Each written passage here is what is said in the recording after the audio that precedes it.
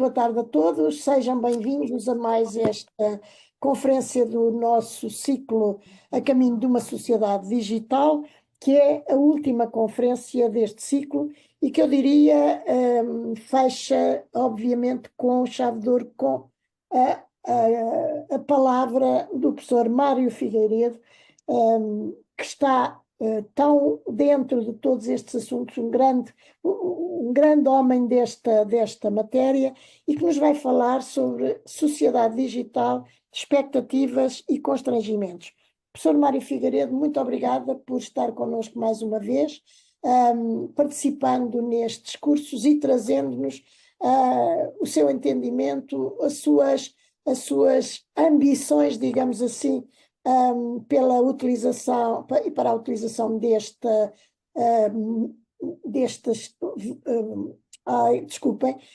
ferramentas digitais que já estamos nelas, mas que continuaremos seguramente a aumentar e a aprender cada vez mais a tirar partido delas, salvaguardando, como todos temos que salvaguardar, aquilo que pode ser menos importante e menos interessante e até perigoso para a sua utilização. Professor Mário Figueiredo, estamos aqui para o ouvir e para aprender consigo. Tem a palavra, professor. Muito obrigado pelo convite, obrigado também a todos os que vieram ouvir. Eu vou tentar partilhar os meus slides.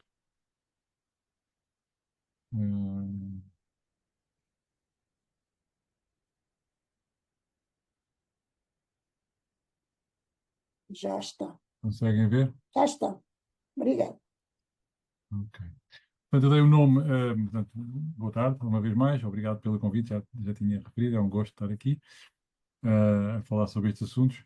Portanto, eu dei o título, eu gosto muito deste título, do subtítulo, que é o Devemos Temer as Máquinas, porque é sempre uma preocupação que está em cima da mesa nesta era em que tudo é digital, e vou focar esta história no lado, obviamente, da transição digital, mas em que o aspecto mais visível hoje em dia, ou um dos aspectos mais visíveis, são a inteligência artificial e a internet e redes sociais e também do lado mais positivo, a utilização destas ferramentas na ciência e na técnica em geral. Eu geralmente faço isto numa perspectiva um bocadinho histórica e gosto de encaixar isto Aumenta o som. para vermos como é que chegámos a este ponto e depois vou falar de implicações atuais. Eu tenho um dos slides que é uma capa do jornal de hoje mesmo. Portanto, vamos do passado remoto até ao presente, até ao dia de hoje. Portanto, como eu vou focar em IA, importa começar por tentar definir o que é isto, o que é IA, inteligência artificial. E há muitas definições, a definição não é trivial. A definição geralmente aceita é a simulação de inteligência por máquinas, mas depois isso obviamente sugere que se tem de definir o que é inteligência, e, portanto uma definição um bocadinho menos polémica é um comportamento de um sistema artificial que os humanos veem como inteligente. Basicamente são sistemas que tomam decisões de forma autónoma, sistemas artificiais que tomam decisões de forma autónoma no caso, e podem mesmo aprender a tomar as decisões a partir de decisões anteriores ou a partir de dados. E exemplos clássicos mais antigos são sistemas que sabem jogar jogos. Então, três exemplos, desde jogos de tabuleiro como o xadrez, um exemplo famoso do Deep Blue da IBM que derrotou o Garry Kasparov e, portanto, tornou-se... Hoje em dia os computadores são jogadores de xadrez super-humanos, jogam melhor do que qualquer humano. Depois aí o Jeopardy, que é um jogo de cultura geral nos Estados Unidos, que há cerca de 15 anos houve um computador da IBM, o Watson, que derrotou os melhores humanos na área, e mais recentemente, já agora nesta década, ou por acaso na década anterior, o famoso sistema AlphaGo da DeepMind, que derrotou o campeão do mundo de Go, que é um jogo mais sofisticado e mais complicado que o xadrez. Mas também há essas aplicações todas menos lúdicas e mais importantes, e que não são tão visíveis para a maior parte das pessoas, mas que são extremamente importantes hoje em dia, que é a utilização destas ferramentas, por exemplo, na medicina, para fazer análise automática de imagens, na condução automática, portanto, e quem estou a pensar em automóveis, mas temos hoje em dia, em exemplos mais tristemente famosos, a guerra, hoje em dia, como estamos a ver na guerra da Ucrânia, por exemplo, há uma parte muito grande da guerra em que que é feita com drones e com mísseis, etc., e que há uma componente relativamente grande, especialmente nos drones, uma componente muito grande de inteligência artificial e de autonomia e de automação de tomada de decisões dos sistemas de máquinas. Obviamente, mais agora nos últimos 5 anos, nos últimos 4 ou 3 anos, temos os famosos ChatGPT, não é? Os modelos de linguagem, que são, digamos, agora o expoente máximo da inteligência artificial no mundo digital de hoje em dia. E muito importante, porque isto é que, de facto, foi o que sustentou economicamente o desenvolvimento da inteligência artificial, foram as redes sociais, porque as redes sociais são de longe a principal aplicação da IA. A inteligência artificial hoje em dia aplica-se em muitas áreas, como essas que estão aí, mas muitas outras, em empresas, em indústria, em muitas áreas, mas em termos de número, quer de quantidade de dinheiro envolvido, quer de número de aplicações, quer de, digamos, intensidade de aplicação, número de algoritmos de IA a correr em cada instante no mundo, provavelmente, ou quase certamente, as redes sociais são a principal aplicação e são a que sustentou este desenvolvimento do ponto de vista económico, como eu vou explicar brevemente. Isto, do ponto de vista intelectual, basicamente tem alguns pais, digamos que estão na pré-história da IA. Temos o Norbert Wiener, que foi o criador do termo cibernética, do qual decorrem palavras que hoje em dia usadas como cibercrime, ciberguerra, cibersegurança, ciberespaço, vem desta palavra cibernética. Este é um livro extremamente famoso na área, e que lançou os alicerces para toda esta área que tem a ver com automação e aprendizagem, e comunicação e controle em sistemas complexos, que inclui os sistemas de inteligência artificial, mas inclui muitos outros. Isto é um livro famoso, 1948, e que tem digamos assim, como argumento de venda e de importância essa frase que está aí na capa, mas que está traduzida em português à esquerda. Quem escreveu isto dizia que era um estudo de importância vital para psicólogos, fisiologistas, engenheiros eletrotécnicos, engenheiros de rádio, sociólogos, filósofos, matemáticos, antropólogos, psiquiatras e físicos. Portanto, já nesta altura havia esta ideia de que os sistemas complexos podem ser sociedades, ou podem ser sistemas eletrotécnicos, ou podem ser sistemas computacionais, ou podem ser muitas outras coisas. Esta ideia de que ou podem ser sistemas biológicos, como seres vivos. A ideia de que estes sistemas, para funcionar, precisam de controle e comunicação, foi lançada de forma extremamente influente, com grande influência, de forma extremamente influente e seminal, pelo Norbert Wiener, um dos grandes matemáticos do século XX. Depois temos, obviamente, o famosíssimo Alan Turing, que em 1950, portanto, há 75 anos, escreveu um famoso artigo que se chamava Computational Machinery and Intelligence, máquinas de computação e a inteligência, onde ele propôs, começa logo a primeira frase do artigo, é logo extremamente reveladora daquilo que ele vem no artigo. Eu proponho considerar a questão: podem as máquinas pensar? E depois ele apresenta uma série de argumentos, possíveis contra-argumentos, acerca da possibilidade de uma máquina pensar, e desmonta os argumentos todos, e também propõe o famoso, hoje em dia, famoso teste Turing, que é baseado no chamado Imitation Game. Aliás, o filme sobre a vida do Turing chama-se precisamente Imitation Game, provavelmente muitos de vós ouviram. E a ideia era que o jogo de imitação, Imitation Game, era um jogo de salão, digamos assim, que se jogava nessa altura e antes, em que um interrogador, uma pessoa que estava a fazer o jogo, entrava em diálogo através de mensagens escritas com duas pessoas, um homem e uma mulher, e tentava descobrir qual é que era o homem e qual é que era a mulher, fazendo perguntas, através de perguntas e respostas. E ele sugeriu que se fizesse o mesmo para tentar descobrir se uma máquina consegue pensar ou não, que é fazer este jogo de imitação, mas agora envolvendo uma pessoa e uma máquina.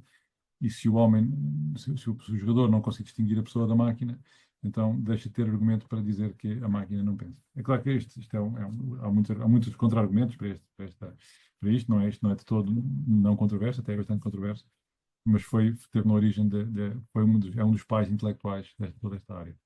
Depois temos o Claude Shannon, que é, na minha opinião, talvez até o mais influente de todos nesta área, porque é a pessoa que está na origem de todas as telecomunicações modernas.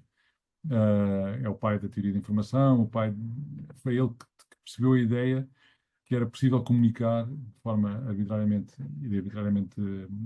precisa, como é que isso se faz, caracterizou matematicamente o processo de comunicação, Também trabalhou a inteligência artificial propriamente dita, no sentido do termo habitual. Isso aí na fotografia é um sistema, um pequeno brinquedo que ele fez com um labirinto em que havia um pequeno ratinho mecânico que aprendia a encontrar o caminho para sair do labirinto. E, portanto, é de certa forma um sistema de inteligência artificial. Aprendeu a tomar a decisão de como sair do labirinto. E isso está aí, esse artigo, é um artigo de 1952, que é um Maze Solving Machine, uma máquina que resolve labirintos. Ele tem mais, na minha opinião, tem mais importância por outras razões, que eu depois vou referir um bocadinho mais tarde, e também é um dos pilares do mundo moderno, do mundo tecnológico moderno, do lado das comunicações, no qual hoje estamos mergulhados, né? Estamos mergulhados no mundo de telecomunicações, toda a gente tem telemóvel, o mundo é um mundo profundamente dependente das telecomunicações, no qual se inclui, obviamente, a internet. E depois também nos alicerces tecnológicos desta área, estão aqui dois pessoas agora de uma área completamente diferente, são investigadores em fisiologia, são McCulloch e o Pitts, que foram as primeiras pessoas que fizeram um modelo, digamos, matemático, um modelo digital, nesta altura apenas conceptual, do modo como funciona o neurónio no cérebro biológico, que é o famoso modelo de McCulloch e Pitts, 1943, mais ou menos eles foram colegas, eram colegas contemporâneos do Norbert Wiener, no MIT, no Massachusetts Institute of Technology, e isto teve uma enorme influência porque ainda hoje o elemento essencial das redes neuronais modernas, dos sistemas de inteligência artificial modernos, são baseados no neurónio de McCulloch e Pitts, 1943, em grande escala, muito maior, muitos, mas o elemento essencial continua a ser essencialmente isto que está aqui. Não vou explicar o que é, não tem nenhum interesse particular no momento, mas é um modelo muito simples, matemático extremamente simples, e a ideia é que pondo muitas coisas destas em conjunto, organizadas de determinada forma, é possível construir, no caso da biologia, cérebros, no caso dos sistemas artificiais computacionais, computadores que conseguem tomar decisões e aprender a tomar decisões. A expressão inteligência artificial nasceu, aparentemente, numa conferência em Dartmouth, em 1956, e foi cunhada por esse senhor que está à esquerda em cima, o John McCarthy. E também, estão a ver aí no meio, na fila de cima, no meio também está o Claude Shannon, e estão vários outros investigadores da altura. E a ideia era que eles tinham era criar um grupo de investigação, e foi a conferência fundadora da área, no qual o objetivo era desenvolver sistemas capazes de inteligência, de ter um comportamento inteligente, desenvolver, portanto, a expressão de inteligência artificial surgiu naturalmente desta tentativa. Há aí muitas pessoas com muito impacto na área das ciências da computação, 4 deles, o John McCarthy, o Martin Minsky, o Alan Newell e o Herbert Simon, ganharam o Turing Awards. Turing Awards são uma espécie de prémios Nobel da área das ciências da computação. E o Herbert Simon, além de Turing Award winner, é também recebedor do Prémio Nobel da Economia. Portanto, é uma pessoa com enorme impacto nesta altura, portanto, no final de décadas centrais do século XX, 50, 60. Foi uma pessoa extremamente influente nesta área. E o Claude Shannon, que eu já referi. Portanto, a história da IA até aos dias de hoje conta-se em um slide, assim, muito resumidamente. Eu gosto muito deste slide, esse boneco não fui eu que fiz, está aí o autor, um investigador chamado Yutaka Matsuo. Depois que eu populei aqui à volta disto com mais informação para pôr esta história em contexto. Portanto, geralmente referem-se a estes booms, o boom 1, o boom 2 e o boom 3, e os dois invernos, o Winter 1 e o Winter 2. E houve uns invernos de arrefecimento de entusiasmo com estes assuntos que depois recrudesceram e deram origem aos booms seguintes. Portanto, o boom 1 é o boom que seguiu esta conferência da Dartmouth College, quando começou a IA, essencialmente, e que hoje em dia se conhece carinhosamente com o termo GOFAI, Good Old Fashioned AI, que é a IA à moda antiga. E que deu, e no pináculo, a coisa mais conhecida desta altura foi, provavelmente, a máquina de jogar xadrez. Então, é uma área em que a IA era desenhada à mão, ou seja, os sistemas eram programados por pessoas para terem determinado comportamento, não aprendiam, eram desenhadas e pré-programadas para funcionar de determinada forma, que é muito diferente daquilo que acontece hoje em dia. Isto não funcionou tão bem quanto se esperava, está aqui os nomes que já passámos ali, o Herbert Simon, o Alan Newell, o McCarthy, o Minsky, e o centro nevrálgico disto tudo era os Estados Unidos, MIT, Carnegie Mellon, Stanford. E este primeiro inverno decorreu de expectativas exageradas acerca do poder que esta tecnologia iria ter e que, como não se cumpriram, criaram desilusão e algum arrefecimento do entusiasmo. Depois, a seguir, seguiu-se o boom 2, que é o boom dos chamados sistemas periciais, ou expert systems. E também tiveram um grande entusiasmo dos anos 80, especialmente, e que começou a arrefecer nos anos 90. E a ideia dos sistemas periciais eram sistemas tipicamente baseados em regras, um pouco como um fluxograma de tomada de decisão de diagnóstico do médico ou de uma pessoa que está a fazer manutenção de uma máquina e que tem uma série de passos de teste que tem que fazer para chegar ao diagnóstico. E a ideia era que havia um perito humano que sabia como é que se fazia, como é que se faz, como é que se tomam decisões numa determinada área. O perito humano vertia esse conhecimento para dentro de uma chamada base de conhecimento, um knowledge base, e depois um utilizador que não é perito, quando precisava de usar de ter acesso a essa informação, consultava essa base de conhecimento através de uma chamada máquina de inferência e portanto, tinha acesso ao conhecimento do perito sem necessitar de ser perito. Isto também, houve um grande entusiasmo nisto, houve enormes investimentos nesta área, houve muitas empresas desta área depois que faliram, porque isto nunca funcionou tão bem quanto se esperava que iria funcionar, e houve o segundo inverno. Aqui, conseguem ver o meu rato? Ver se o rato mexer? Sim, está bem, está bem. Aqui a grande dificuldade que foi altamente subestimada foi a dificuldade no ser humano conseguir explicitar o seu conhecimento para dentro de uma base de conhecimento. É como se hoje em dia, se eu conseguisse pedir a um mecânico automóvel, por exemplo, que me escrevesse exatamente todos os passos que toma para diagnosticar um problema no automóvel. Hoje em dia isso é feito por máquinas, e muitas vezes, mas é muito difícil aos seres humanos explicitarem o seu conhecimento e como é que tomam decisões. Às vezes tomam decisões de forma, não sabem muito bem porquê. Há muitos aspectos. Há aspectos de intuição, há aspectos de experiência, há aspectos de contexto, há aspectos que são muito difíceis de explicitar. E, portanto, tudo isto era muito mais difícil do que parecia à primeira vista. O que é que estava a acontecer no mundo por esta altura? Estavam nos anos 80, estava a começar a generalizar-se os computadores pessoais, o famoso IBM PC, que foi o primeiro computador que algumas pessoas tiveram em casa e que começaram a espalhar-se pelos gabinetes da academia, por exemplo, e começaram a espalhar-se pelas empresas, o famoso IBM PC, Personal Computers. Na Europa também muito, eu tive em meados dos anos 80, os famosos Sinclair ZX Spectrum, que eram computadores pequeninos e acessíveis, podia-se comprar. Foi o fim da Guerra Fria, não é? Foi o fim da União Soviética e foi mais importante que tudo o nascimento da internet. Foi por aqui, por esta altura, meados finais dos anos 80, princípio dos anos 90. Logo a seguir ao aparecimento da internet e à generalização da internet, apareceram estas grandes empresas, que na altura não eram grandes, mas agora são gigantescas. A primeira destas grandes foi a Amazon, e logo a seguir seguiu-se a Google, o Facebook, o YouTube, o Twitter, agora a China, etc, etc. Portanto, houve todas estas empresas que arrancaram nesta altura, sustentadas na existência da internet. E nesta altura estava a começar o terceiro boom. Aliás, o terceiro boom está intimamente ligado a estas empresas, que é o boom do machine learning. Machine learning, ou aprendizagem automática, é uma mudança radical de paradigma na inteligência artificial, que tem a ver com o facto de, em vez de tentar programar um sistema para ele comportar-se de determinada forma, ou de pedir a um perito humano que diga como é que as coisas devem ser feitas ao detalhe, em pormenor, o que vai acontecer em machine learning, e que acontece hoje em dia, é que as máquinas aprendem a partir de exemplos do comportamento desejado, sem que eu tenha que dizer exatamente como é que isso se faz. Isto deu origem a todo este boom atual, que vai de tudo, desde a condução autónoma até a visão computacional, até ao chat GPT, as coisas todas que há, pelas quais há enorme excitação neste momento e que geram, por um lado, entusiasmo, por outro lado, preocupação. E, em particular, aqui nesta área, houve um tipo de aprendizagem automática que é extremamente influente e que é o que neste momento é dominante, é a chamada aprendizagem profunda, ou deep learning em inglês, com as chamadas redes neuronais. O nome é um bocadinho enganador, porque elas não são neuronais, são inspiradas nas redes neuronais biológicas, mas são também a tecnologia dominante.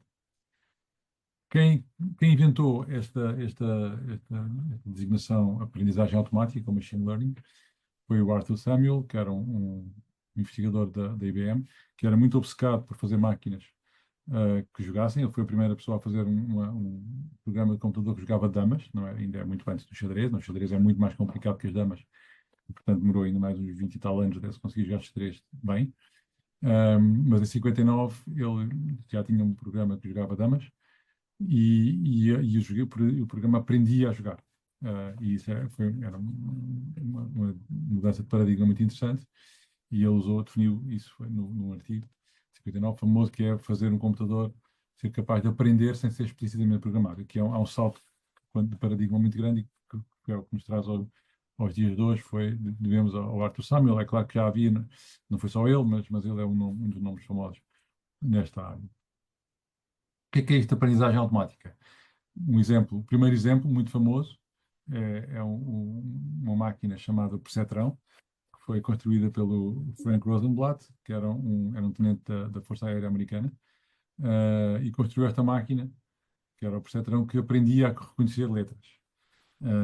Portanto, era muito incipiente, não é? Só que era uma só letra, a letra tinha que ser enorme, como estão aqui a ver, era aqui um fundo preto e uma letra branca. A câmara na altura era esta coisa, parecia uma daquelas câmaras antigas dos fotógrafos, com fole e tudo. E um computador gigantesco ao lado para reconhecer os dígitos. E o computador até era eletromecânico, tinha motores, não sei o que, era uma coisa muito, como fazia barulho quando trabalhava. Era uma coisa muito, muito, muito antiga, né? Como podem ver, 1957, comparado com o que há hoje em dia. Mas a ideia que o Frank Rosenblatt trouxe para aqui, e que é inspirado em parte na retroação e na teoria de controle do Norbert Wiener, que vem do Norbert Wiener, que é os neurónios são capazes de aprender por retroação do erro. Portanto, a ideia é muito simples, eu tenho a máquina constituída por uma quantidade muito grande de parâmetros, não importa muito os detalhes, tem uma quantidade muito grande de parâmetros. Eu dou-lhe um exemplo, é um C, a máquina prevê, diz que é um A, e eu faço pequenas correções nos parâmetros da máquina para que para a próxima ela tenha menos probabilidade de dizer que é um A e fique mais próxima de dizer que é um C. Como é que isso faz? Não importa muito. Importa que é esta ideia de que tentativa e erro. Portanto, estas máquinas aprendem-se por tentativa e erro, tentando, errou, pequena correção, tenta outra vez, errou, pequena correção, acertou, está bom, próximo exemplo, assim sucessivamente. Então, é um sistema de aprendizagem por tentativa e erro, que ainda é aquilo que hoje em dia, portanto, está aí, e são os primórdios das redes neurais artificiais, os primórdios da aprendizagem automática, do machine learning, e é ainda a essência dos sistemas modernos. Os sistemas modernos, os large language models, os modelos de linguagem grandes que hoje em dia se usam e que são subjacentes ao ChatGPT, etc., ainda utilizam esta lógica, ainda continua a ser esta a lógica que está na base do funcionamento de todos estes sistemas. Estou aqui, ok. O que é que foi, só por curiosidade, eu tinha referido aqui que houve aqui estas previsões demasiado ousadas e que depois geraram desilusão. O que é que foram estas previsões?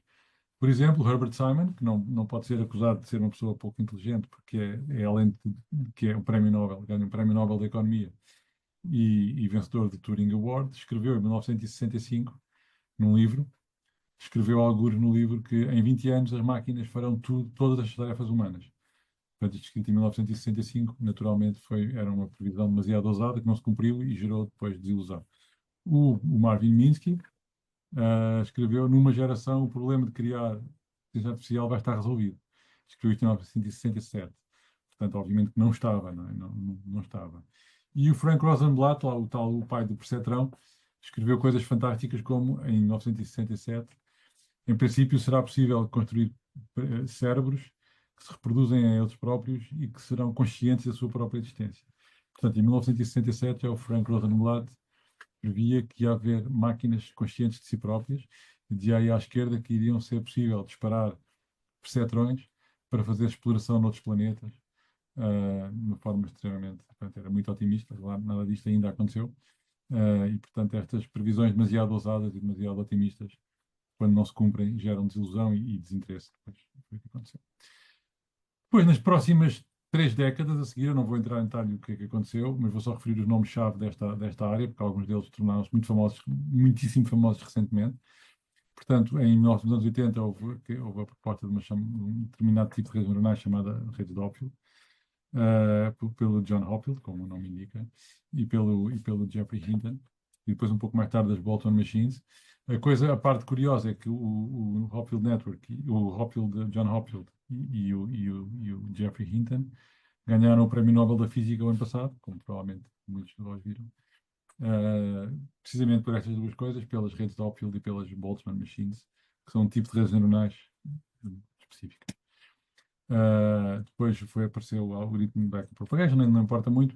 E este aqui, este boneco da direita, aí esse filmezinho à direita, é uma rede inventada criada pelo Yann LeCun, que hoje em dia também é uma pessoa extremamente visível nesta área, porque ele hoje em dia é o chefe de investigação em inteligência artificial da Meta, que é a empresa mãe do Facebook e do WhatsApp do Facebook da Meta, que tem a Facebook, mais conhecida, a empresa mais conhecida. Portanto, a plataforma mais conhecida deles é o Facebook. Tem outras coisas. Que é um sistema que ele na altura não trabalhava no Facebook, não havia Facebook. Trabalhava na ATT, nos Bell Labs, ATT Bell Labs, e eles fizeram a primeira aplicação comercial que venderam muito para bancos, que era um sistema para ler automaticamente dígitos em cheques. O cheque passava à frente de uma máquina e a máquina lia os dígitos automaticamente, sem ter que ter seres humanos a ler os dígitos do cheque. A primeira aplicação comercial bem sucedida de redes neuronais de inteligência artificial para reconhecimento neste caso, reconhecimento de dígito. Estes dois, como eu já tinha dito, o Geoffrey Hinton, não tinha, mas o Geoffrey Hinton e o Yann LeCun ganharam também o prémio Turing, não há muito tempo, acho que foi em 2021, 2020. E o ano passado, em 24, o Geoffrey Hinton e o John Hopfield ganharam o Prémio Nobel da Física. Porque estes modelos que eles desenvolveram, estes modelos de redes neuronais de aprendizagem automática, são inspirados na física estatística. E por isso ganharam o Prémio Nobel da Física. Foi um prémio um bocadinho polémico, há quem discorde, mas eu não vou falar nisso agora. Ok, o que é isto de aprendizagem profunda que nos traz agora mais para as técnicas modernas de aprendizagem automática? Basicamente, está aí, explica-se um pouco nessa figura, na parte de cima e na parte de baixo dessa figura. Portanto, na aprendizagem tradicional, clássica, a ideia é que, se eu quiser resolver uma determinada tarefa, por exemplo, pegar numa imagem e aprender a distinguir se essa imagem é uma imagem, por exemplo, de um homem ou de uma mulher, classicamente eu teria que pedir ao perito do assunto, tinha que pedir a um perito em processamento de imagem ou em análise de imagem, que me dissesse quais são as características que eu devo extrair de uma imagem, para depois ser capaz de classificar a imagem como sendo uma imagem de um homem ou de uma mulher. O que acontece hoje em dia, naquilo que se chama end-to-end learning, que é a aprendizagem de ponta a ponta, todo o sistema é aprendido a partir de exemplos. Portanto, já não há envolvimento de nenhum perito a dizer como é que se extraem características da imagem. Essas características são também elas próprias aprendidas automaticamente a partir de exemplos. Portanto, eu só tenho que dar a um sistema exemplos de 1 milhão de imagens de homens, 1 milhão de imagens de mulheres, dizer estes são homens, estes são mulheres, agora aprende lá a distinguir. E todo o sistema, todas as características que são extraídas, tudo é aprendido a partir de exemplos. Não há envolvimento de peritos a dizer quais são as características que devem ser obtidas. Sucede que esta abordagem, que é toda ela baseada em dados, é completamente baseada em dados, é muito cara computacionalmente e é muito cara em termos de dados. Primeiro precisa de muitos dados e isso torna cara computacionalmente, porque tem que olhar para muitos exemplos. E peso computacional tornava isto muito interessante, sabia-se que isto funcionava razoavelmente bem, mas era visto como pouco praticável, precisamente por causa deste custo computacional. Era muito caro, era preciso ter computadores muito grandes e a coisa não era considerada muito promissora. Sucede que alguns visionários repararam uma coisa interessante, é que havia na altura, e portanto alguns de vocês provavelmente lembram-se disto, jogos de computador, ainda hoje já, não é? Muitos jogos de computador, e vendiam-se nesta altura, e ainda se vendem, muito, as chamadas placas gráficas, os GPUs, que eram placas adicionais que se compravam para o nosso computador pessoal, porque tornavam os gráficos dos jogos, por exemplo, um jogo de futebol, ou um jogo de aviões, ou um jogo de guerra, uma coisa qualquer, tornavam a síntese dos gráficos, portanto, a geração dos gráficos de forma realista, é muito pesada computacionalmente, e estas placas eram desenhadas para tornar essa computação gráfica, a computação para gerar os gráficos, extremamente eficiente. E houve alguém que percebeu que o tipo de computação que estas placas gráficas faziam para gerar imagens para os jogos de computador era muito semelhante ao tipo de computação que era necessário fazer nestas redes neuronais, da aprendizagem automática, e portanto tiveram a ideia porque é que nós não usamos estas placas de jogos, que até não são muito caras, Os miúdos compram para jogar FIFA ou para jogar Fortnite, para jogar aqueles jogos de computadores que na altura eram famosos, passa-se em 2012, mais ou menos 2010. E essa ideia foi uma ideia absolutamente seminal e teve um impacto gigantesco na área e que teve o seu momento alto em 2012, na seguinte história. Portanto, havia, desde há uns 3 ou 4 anos antes, 2009, 3 anos antes, digamos, um desafio, uma competição de classificação de imagem que era muito famoso, que era o Image, ficou muito famoso logo no 1 ou 2 anos, que era o ImageNet. O ImageNet é um conjunto com 1,2 milhões de imagens, então aí só por graça, uns exemplos, não sei, umas centenas. Imagens naturais de coisas. Estou a ver uma tartaruga, barcos, copos, pessoas, fazer coisas, etc. São imagens várias de coisas normais. Em 1000 categorias. Categorias podem ser, sei lá, cães, gatos, barcos, aviões, pessoas, crocodilos, tartarugas, bolas, o que for. E a ideia era, as pessoas tentavam desenvolver sistemas capazes de reconhecer estas imagens. E havia uma competição, as pessoas submetiam os seus sistemas e havia uma competição que era, e as pessoas gostam muito de competição. E, portanto, isto atraía muitos competidores a tentar resolver esse problema. E em 2012, quem ganhou esta competição foi um sistema desenvolvido pelo Geoffrey Hinton, cá está ele outra vez, que já o encontramos 2 vezes, porque ganhou o Prémio Nobel da Física o ano passado. Uh, Teve a ideia, ele e 2 estudantes de doutoramento, o Alex Krichevsky e o Ilya Sutskever, tiveram a ideia de aplicar a este problema aquele tipo de redes neuronais convolucionais, mas implementadas nos tais GPUs, Graphics Processing Units, que são estas placas gráficas que serviam para os jogos de computador e que agora servem para muito mais coisas do que para jogos de computador. E o que foi fantástico foi que a taxa de erros, estas barras são taxas de erro, dos anos anteriores andavam nos 28%, 25%, e eles de um ano para o outro, 2011 para 2002, com este sistema, passaram a taxa de erro para 16%, portanto foi uma queda muito grande, muito, muito significativa, apenas num ano. E os outros competidores deste mesmo ano estavam todos lá para cima, para os 20 e tal por cento. Portanto, eles, como se costuma dizer, varreram a competição para fora do campo e ganharam por larga margem e ficaram muito famosos. Eles três, os nomes são conhecidos, provavelmente, nomeadamente este do meio, o Ilya Sutskever. O Geoffrey Hinton é muito famoso mesmo, ganhou um prémio Nobel da Física o ano passado, e não só. O Ilya Sutskever é um dos fundadores da OpenAI, que é a empresa que desenvolveu, depois agora muito mais recentemente, o ChatGPT. Passado isto foi no verão de 2012. Em março de 2013, uma pequena empresa que os três tinham feito, uma startup que eles tinham feito só com isto, portanto só com esta rede, a chamada AlexNet, foi comprada pela Google a estes três senhores por cerca de 40 milhões de dólares. Portanto, eles em 6 meses, apenas com este artigo e esta rede neuronal, ficaram os três milionários e foram à sua vida fazer outras coisas. Fazer outras coisas nesta área. Isto é uma notícia, a notícia de 2013, março de 2013, em que é dito que a Google comprou esta pequena startup, só com 3 pessoas, que era a chamada DNN Research, e depois até contratou o Geoffrey Hinton, foi contratado pela Google para ser, em parte, para colaborar com eles em parte. Nos anos seguintes, estas redes aumentaram imenso de tamanho, portanto, passaram para a ordem das centenas de milhões de parâmetros, de 2012 a 2019 aumentaram imenso. O desempenho delas também aumentou muito rapidamente. Em 2012 tínhamos a tal AlexNet com 16% de erro naquela tarefa de reconhecer imagens. Em 2017, apenas 5 anos depois, já estamos com 2% de erro, portanto 8 vezes menos. E esta linha traçada que está aqui, a horizontal, é o nível humano, é o nível a que os humanos desempenham naquele conjunto. Portanto, de 2014 para 2015 para a frente, as redes neuronais já são super-humanas a reconhecer imagens neste conjunto. Conjunto de imagens, não em geral. Neste conjunto de imagens, portanto, é uma evolução extremamente rápida. Em 5 anos, o estado da arte aumentou de uma forma absolutamente abissal. Isto também foi verdade no reconhecimento de fala.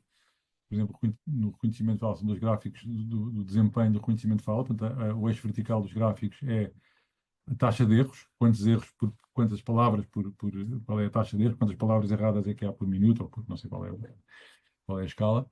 E isto que mostra aqui é o decrescimento sustentado da taxa de erro, portanto, a melhoria do desempenho dos sistemas de reconhecimento de fala, com a introdução das primeiras Deep Neural Networks, cerca mais ou menos na mesma altura, 2011, 2012, e que, cerca, por altura de 2017, ultrapassaram o desempenho humano. Portanto, neste momento, os melhores sistemas de reconhecimento de fala reconhecem fala tão bem ou melhor do que um humano, dependendo da maneira como se mede, há muitas maneiras de medir isto, mas é considerado essencialmente um problema resolvido.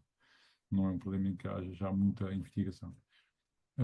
A mesma coisa na tradução automática, provavelmente todos vós já usaram Google Translate, não é? A tradução automática é uma área com enorme historial, começou nos anos 70, com técnicas de vários tipos de técnicas. O paradigma dominante durante o princípio do século XXI é baseado em estatística, modelos estatísticos, como a Machine Translation, e em 2016 foi considerado um momento extremamente importante, porque foi quando o Google Translate, que é o state of the art, o modelo state of the art na altura, comutou, deixou de ser um modelo baseado em técnicas clássicas de estatística, nomeadamente cadeias de Markov, etc., e passou a ser um modelo baseado em redes neuronais.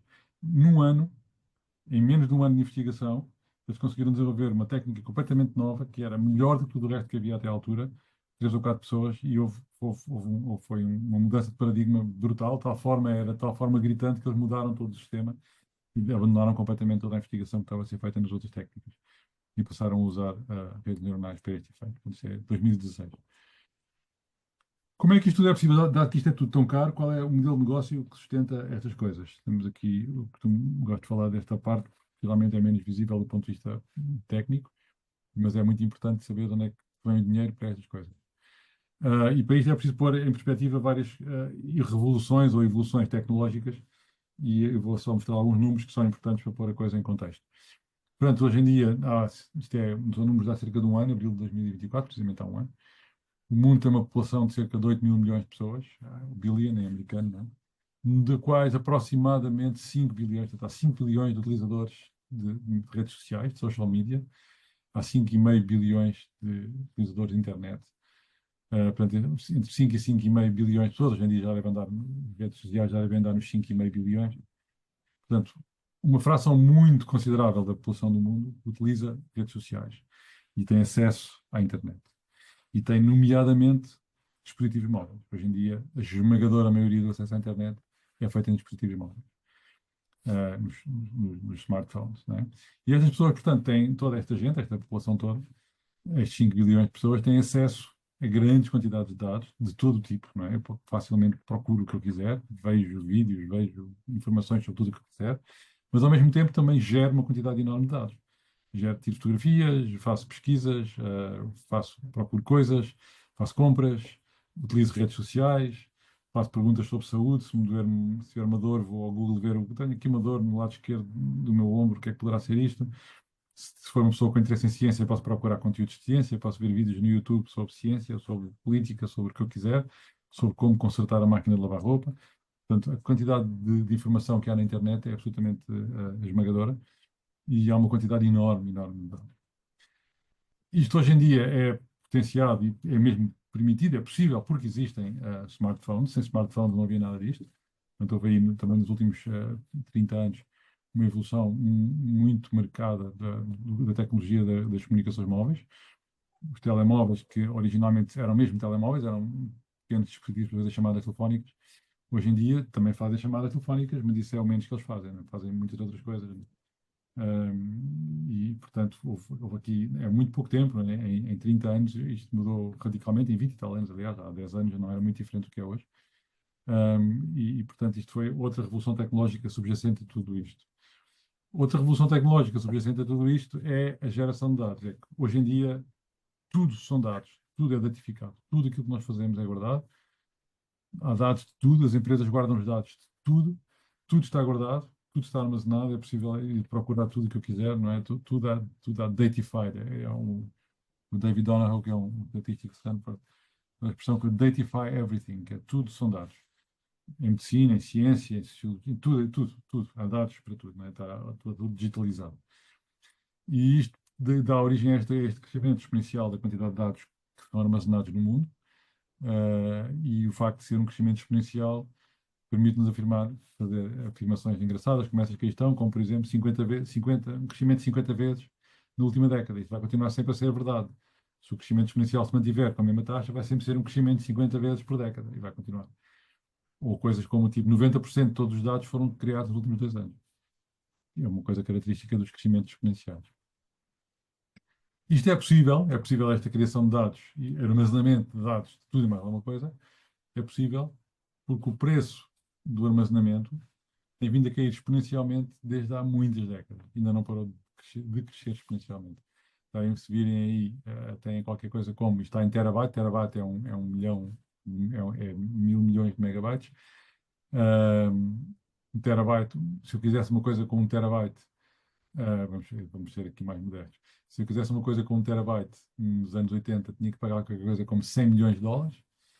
Hoje em dia, eu já vou mostrar, 1 terabyte custa menos de 100 euros.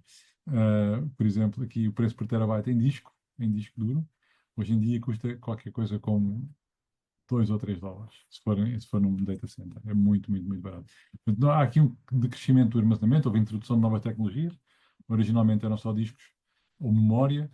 Hoje em dia há memórias de estado sólido, portanto, a maior parte dos computadores modernos não têm disco no sentido estrito do termo, discos que andam à roda, têm memória, então chamado solid state memory. E, portanto, só assim é que é possível armazenar tudo.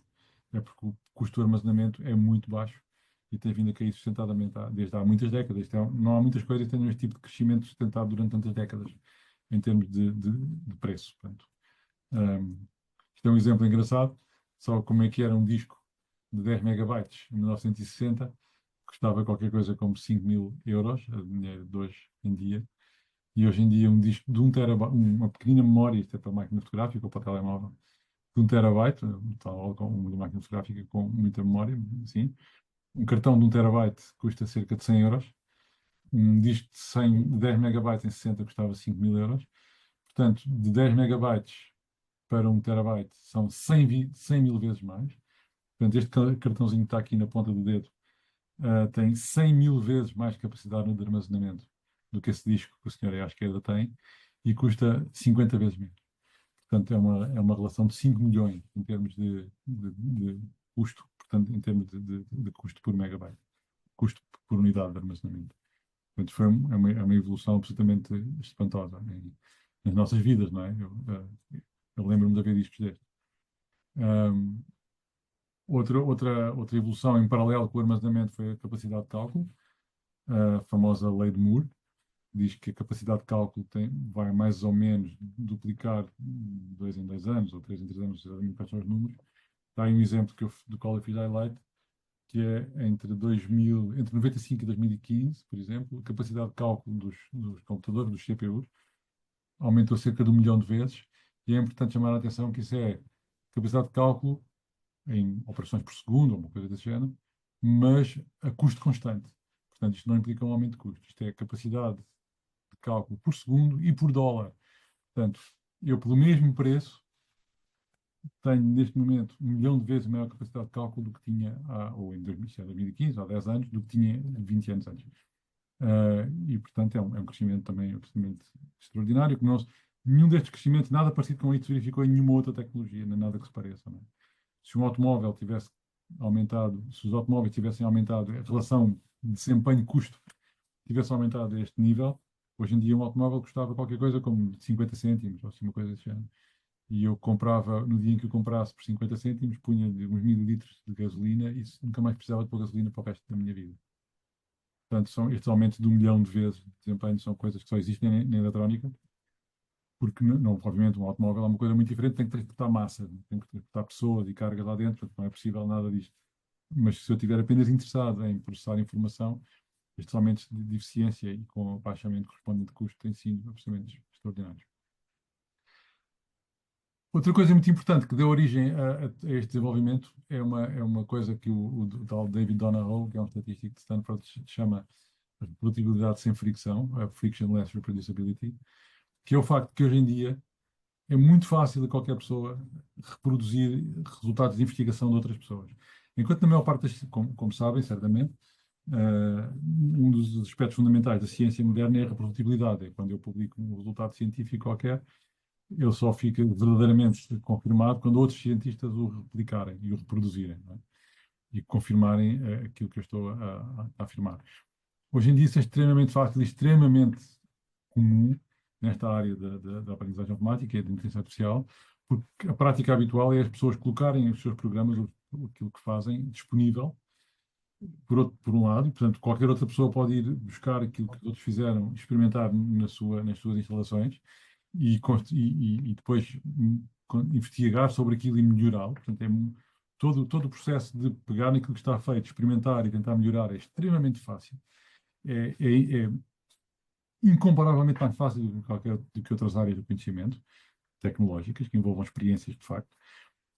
E isso, em parte, é também devido à existência de várias ferramentas, mas duas delas são as mais conhecidas, o TensorFlow e o PyTorch, que são digamos, toolboxes, são caixas de ferramentas, digamos assim, de programação especificamente para estas áreas, que são de altíssima qualidade, porque foram desenvolvidas por grandes empresas, como a Google, no caso do TensorFlow, e a Meta, o Facebook, no caso do PyTorch, que são gratuitas e que permitem a qualquer pessoa construir sistemas relativamente sofisticados, não tendo que saber muito como é que aquilo funciona em detalhe por dentro e não tendo que programar os detalhes mais complicados destes sistemas. Portanto, isto é absolutamente fundamental. O GitHub é muito famoso nesta área porque é o repositório, o sítio onde as pessoas vão pôr os seus programas para os outros poderem experimentar. O Kaggle, que está aqui embaixo à direita, é um site também que tem sempre competições a correr, portanto, esta é também uma cultura de competição. Há conjuntos de dados que são lançados com apelos, com chamadas para competição, mas ver quem é que faz o melhor, quem é que consegue o melhor desempenho e reconhecer aqui uma coisa qualquer. Há um espírito de competição muito forte nesta área e isso estimula o desenvolvimento. E há também as chamadas plataformas na nuvem, cloud computing, computação na nuvem. Há muitos, estes são os mais famosos. A AWS, que é a Amazon Web Services, que me permite correr sistemas complexos, pesados, computacionalmente pesados, sem ter que eu ter as máquinas para o fazer. Alugando, comprando computação a estas empresas, a Microsoft Azure é famosa, a AWS, Amazon Web Services e a Google Cloud, que fornecem estes serviços. Então, todo este ecossistema torna a investigação e desenvolvimento nesta área extremamente fácil e extremamente fluido. Ou, com essa palavra feliz que eu gosto, frictionless, sem fricção. E isto também teve um papel muito importante no desenvolvimento desta área. Por que é que estas empresas, tipo Google e Facebook e redes sociais, se meteram a fundo na inteligência artificial e a desenvolveram e apostaram nisto? Apenas por uma razão de negócio, não é? Porque tudo isto se faz porque é um modelo de negócio por baixo. E o modelo de negócio que sustenta isto é o seguinte, essencialmente. Portanto, como vimos há bocadinho, dada a existência de conteúdo super abundante, porque a internet liga-se mais de 5 bilhões de pessoas e tem de tudo um pouco, não é? Há informação e conteúdos de todo o tipo, não é? De vídeos, imagens, informação de todo o tipo. A superabundância tira o valor às coisas, porque deixa de ser um recurso limitado e a limitação dos recursos é que lhes aumenta o preço. Portanto, o conteúdo em si não vale nada. O problema é encontrar aquilo que eu de facto preciso. E aí a procura é crucial. E o que vale mesmo dinheiro é ser capaz de procurar aquilo que interessa a cada pessoa. Porque é encontrar a agulha no palheiro de informação que eu estou à procura. E a Google teve esta ideia absolutamente brilhante, que eles primeiro perceberam como é que se fazia procura de forma eficiente e depois pensaram como é que vamos fazer dinheiro com procura. E a ideia é muito simples, é associar publicidade à procura. A Google inventou um sistema que permite, com que nós todos já deparámos, que é quando eu faço uma pesquisa, a seguir aparecem anúncios relativos a essa pesquisa. Porque é sabido que se eu estou à procura de alguma coisa, então é porque estou interessado naquele assunto e, portanto, sou mais suscetível a publicidade naquela área. Portanto, a Google tem uma série de coisas em torno desta área e isto funciona extremamente bem e deu-lhes muito dinheiro. A mesma questão se põe como lucrar com redes sociais. As redes sociais originalmente era uma coisa lúdica para criar, por exemplo, o Zuckerberg criou o Facebook só porque achava que aquilo era engraçado, mas depois foi possível associar às redes sociais também o aspecto monetário, o aspecto de lucro, que é associar às redes sociais publicidade, portanto, vender às pessoas, vender a empresas publicidade, que é mostrada às pessoas que estão a usar as redes sociais, ahm, e isso é que monetizou estas plataformas. A Amazon é a mesma coisa. A ferramenta fundamental da Amazon são as recomendações. São quando nós vamos à página da Amazon ou de outra loja qualquer online, dizem qualquer coisa como, eu tenho aqui livros recomendados, as pessoas que gostaram desse livro que o senhor leu também se calhar gostam deste, e tem os sistemas de recomendação. E a IA, portanto, a inteligência artificial, é a tecnologia-chave de tudo isto. Todas estas ferramentas permitem associar publicidade e recomendação ao conhecimento das pessoas, com base naquilo que elas procuraram, ou até no caso do Google, com base em muito mais coisas, com base no conhecimento todo sobre o que é que a pessoa faz, o que é que gosta, o que é que escreve, quem são os seus amigos, etc, etc. O Facebook é a mesma coisa. Cada um de nós tem um perfil, quem tem Facebook tem um perfil muito detalhado. Eles sabem exatamente quem é que eu sou, o que é que eu gosto, o que é que eu faço, coisas é que eu vejo. E, portanto, conseguem desenhar publicidade detalhada para mim. E tudo isto é feito com base em IA, em sistemas de aprendizagem automática e de inteligência artificial. E, portanto, estas empresas investem maciçamente em investigação e desenvolvimento. A empresa de longe do mundo, são números 22, agora já subiu tudo um bocadinho. A empresa que de longe do mundo mais investe em investigação e desenvolvimento é a Amazon, qualquer coisa como 70 mil milhões de dólares por ano, agora são à volta de 80 mil milhões de dólares por ano. Só para termos uma ideia, o LHC, o Large Hadron Collider, o grande acelerador de partículas do CERN, o maior de todos, onde foi descoberto o bóson de Higgs, custou qualquer coisa como 8 bilhões de euros. E ao longo de muitos anos, não é? Que demorou décadas a ser construído. A Amazon, se pegasse no seu dinheiro todo em investigação e desenvolvimento e quisesse apostar em física de partículas, podia construir 10 LHCs todos os anos. E, portanto, é uma quantidade de dinheiro absolutamente incalculável.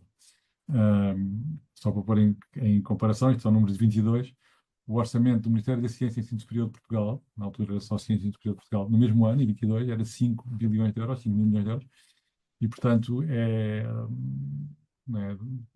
14 ou 15 vezes menos do que só a Amazon gasta em investigação e desenvolvimento. Portanto, isto são números estrondosos.